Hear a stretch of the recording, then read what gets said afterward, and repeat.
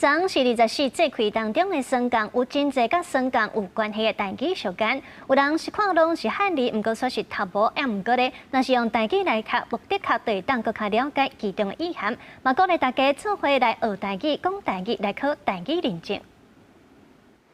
拜四是24节气中的霜降，和霜降有关系的台语俗谚袂少。这三句俗谚的意思，第一句是一年补烫烫，不如补霜降。意思就是伫咧秋天转寒人的这个节气是上适合补身体的日子。霜降风台走去长，伫咧霜降过后，基本上就无风台啊。霜降出无济，空牛犁，意思就是伫咧霜降即天，稻啊若是生无济，代表今年的收成就无好。有人也互即寡台语俗谚的意思考倒，是啥物意思？敢看有大概？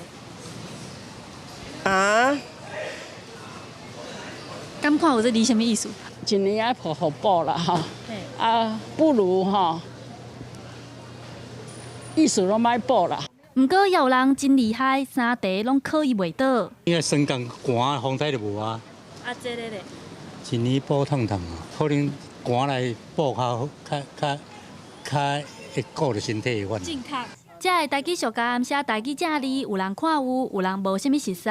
教育部也鼓励大家会当去考台湾台语认证。每年3月初7、初8就要考试啊！伫咧10月23已经开放报名。